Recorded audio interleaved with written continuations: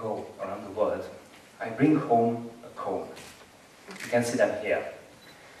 I bring back home cones because I'm fascinated. I'm fascinated about the pine trees, and I'm fascinated about how strong they grow, how big they grow, and how well they adapt. You can see here, you can see the big mammoth, of course, from North America, the small Mediterranean ones, the ones from Azerbaijan, India, Sydney, and of course the Transylvanian ones we love so much. I'm very fond. Of course, if you walk the forest of Transylvania, you see the big, strong trees, but I'm very fond how well they adapt, and even if in our region, you can find many, many species. So, I'm going to talk today about the seeds and the pine trees and the cones we have all around in our surroundings, and you might never wonder what they do or what they are afraid of. I bring a little seed to show it to you. I tape it to my hand because it's so small you can just barely see with naked eyes. Can you see it? Sorry, it's a he. He just told me that's a he. So this seed is a he. So I'm going to talk about this seed, and I'm just wondering what is in his head and what is he doing? What is he considering? I mean, the psychology of a seed. I made the conclusion that if I would be a seed, I would be really afraid. Sorry, I didn't mean that. If I would be a seed, I would be really afraid. I mean it. Because, you see, it's very intimidating to be a seed. You see all the big pine trees around you, and you're just so small. And the expectations are very high. So, indeed, it is intimidating. Secondly, because you know you have to grow, but it's impossible, or almost impossible. You have to reach millions of times your own size and weight and shape. So it's quite impossible to do that. And the third one is that, telling the truth, is very comfortable to be a seed and stay in your own cone. It's a community there. I mean, the other seeds are there, it's safe, it's dry, it's warm. So I can completely understand if a seed doesn't want to come out from that cone. It is frightening getting out, and fear sometimes stops us to do something. So I can imagine, what if a seed stays in the cone, or what if he pops and gets out in the wild, wild world? You know what happens to a seed that stays in the cone? I tell you, nothing. Literally, nothing happens until the end of his time.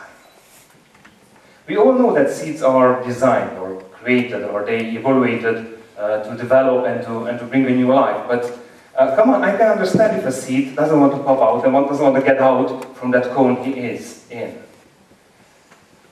For various reasons, of course, but most of all because the outer world can be frightening. Overcoming this fear, overcoming this commodity. Because, come on, it's a comfort zone there. You feel safe there. It's your own world. You know everybody, you know all the seeds. You don't have to leave your comfort zone, and nothing unexpected can happen to you. So it's excellent. But tell the truth, the seeds staying in a cone are just looking pretty and handsome, but that's all. I have a jar filled with useless cones. They do nothing. I just dust them from time to time. That's my job in family. So I just dust them from time to time, and that's all. But there's another chance, another opportunity to get out. To pop from the cone you know so well, and start a new idea, a new life, a new project, to do something you have not done before. Well, telling the truth, I don't have a good perspective on this, and I cannot promise you anything good. I mean, sorry, I know it should be motivating, but it's really, that's tough. So getting out in a world you don't know, there are lots of things you can be concerned of. First is the environment. You get out as a seed. Maybe the soil is thin, it's rocky, it's salty, it's not suitable to start a new project or to start a new life. The environment might not be faithful to you. Second are the circumstances. You never know the weather will be. I mean, maybe you have years of dry years or very sunny years when everything's just dry, or you may have just water, lots of rains, and it's not good again. So I cannot promise you the circumstances would be okay.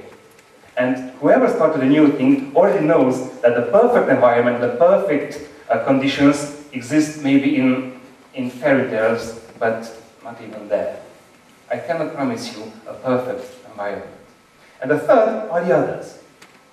When you start to do something, or start to grow, you realize very fast that the others do the same.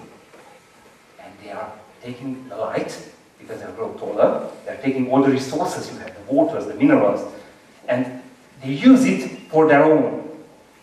It's kind of selfish, but this is what nature is about. If you get intimidating and say, oh well, he's stronger, he is bigger, and he's growing fast, then we'll just stop there. You better don't come out from your problem. I mean, but you can do a thing. You can search for your talent. You might have a talent in something. I'm not talking only about obvious talents, such as arts or sports or some fields of science. But there are talents of listening, of working with people, of coordinating people, of seeing through a process, evaluate something. You're a visionary, have an idea. Whatever is your talent, you might use it to get ahead. Maybe with one step ahead, but that might be enough. And then it starts the process of growing.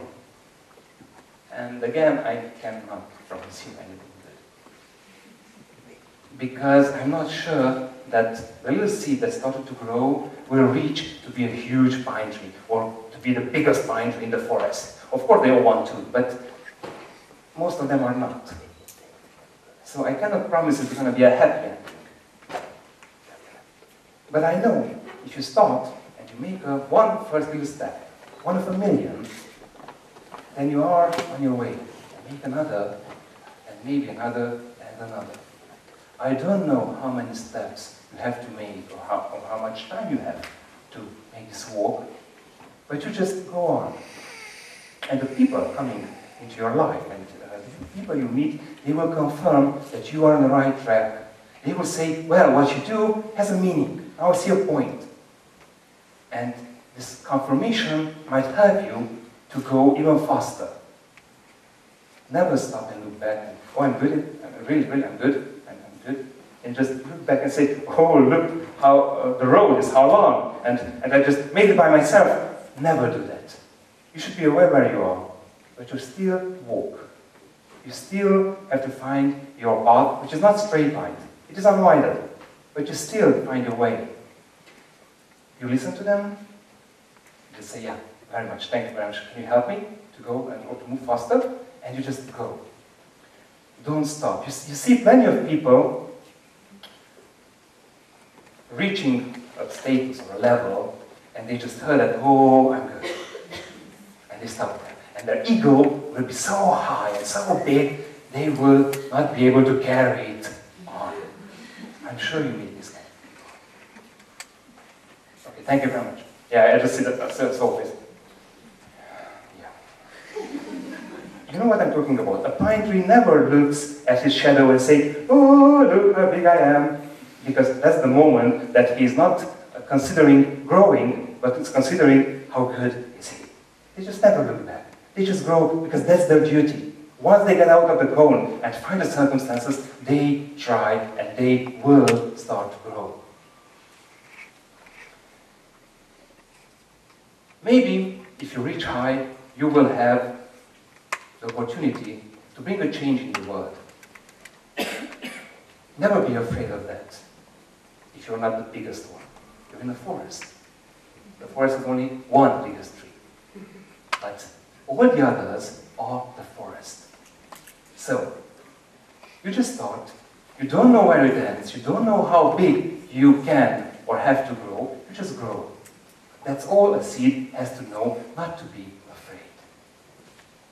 And I'm going to take this little guy outside and I'm going to plant him. I will help him, and you will see on the way you start your journey, and to do whatever is in your mind, or whatever is your project, people will come in your way. You don't know where they're coming from, you just realize that there are people wanting the same thing, doing the same thing, having the same pattern in mind, and they will just help you.